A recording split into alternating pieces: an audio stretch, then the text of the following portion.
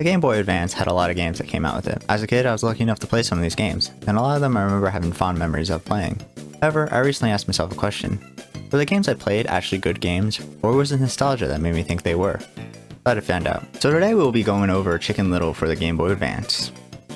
So what is Chicken Little for the Game Boy Advance? Well, it's one of those promotional games that release alongside the movie because that used to be a big thing for some reason. But like the Game Boy Advance version and the other console versions were always different. Anyhow, for the most part, this game is a basic 2D platformer with some mini games thrown in it. You get to play as Chicken Little for the most part, but they also have levels where you play as Hollywood Chicken Little, the space guy from the movies within the movies, as well as Fish Out of Water.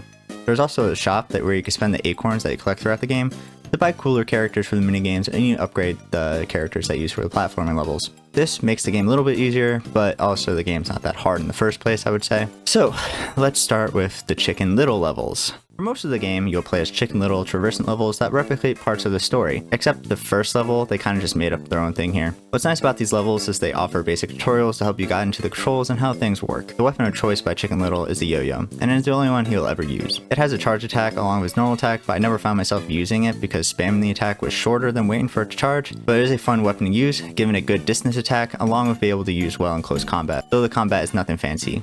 And for the most part, the AI in the game was nothing more than a set attack on sight and move back and forth in a set place, making the enemies not that challenging. Besides just the basic jump over things and climbing, there are some other basic platforming techniques, like wait on a log to move, and jump off before the platform falls. The coolest feature was probably during the baseball game, where you had the traverse on top of bouncy wiring. It didn't add anything special, but which is cool.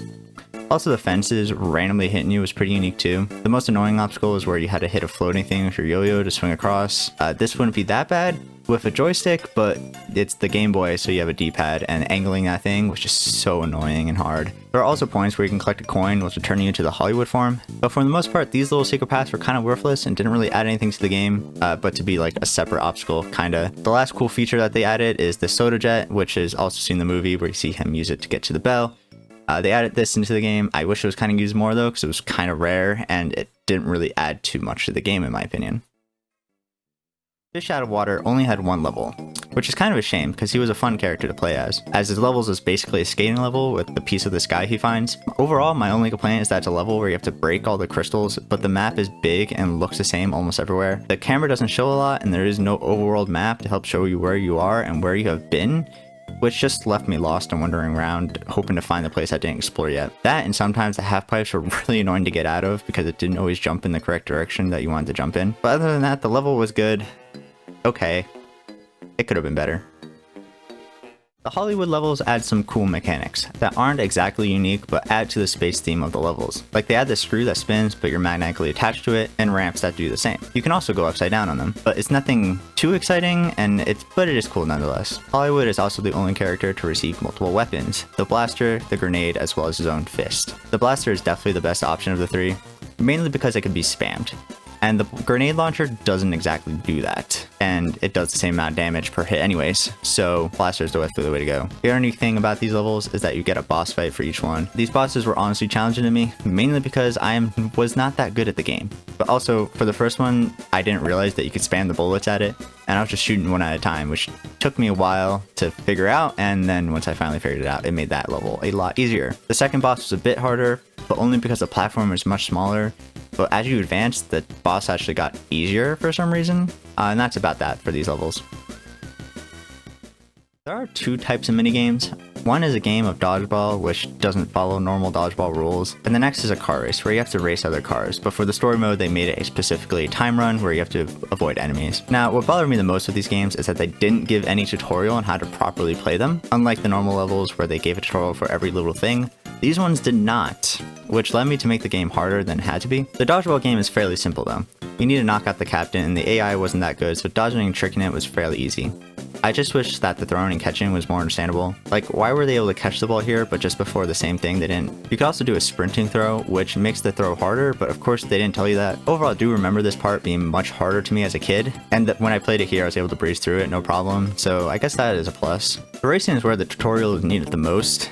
There are objects on the path that you need to collect, but they don't tell you what they do and why you need to collect them. And oh yeah, there's also a speed boost meter, that would have been really nice to know, because the first few attempts I came nowhere close to passing this. It's like horribly failed.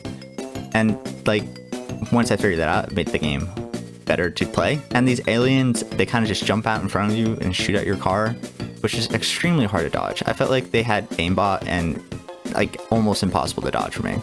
But eventually I did beat the level with a little second left on the timer. It was crazy.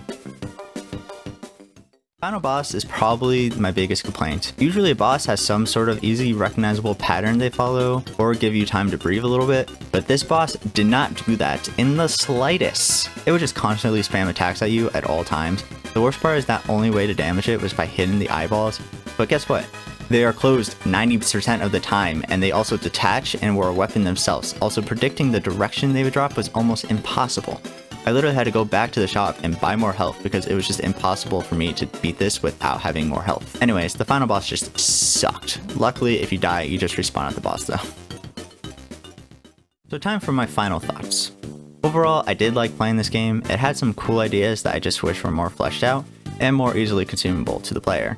I think level designs could have been less samey with the obstacles and felt repetitive after a while. Also, not having level maps I think hurt this game a lot. Mainly because they were so big and hard to navigate, but I know it's kind of hard to implement so much stuff on a Game Boy Advance game. But I guess I finally have to answer the question, was nostalgia making me think this game was good or not? I'd have to say no, it wasn't the nostalgia. While this game is nowhere near a masterpiece, it is a fun game to play when bored and you want something quick to play through. But I definitely think it is worth a play, and the nostalgia was not making me think it was good.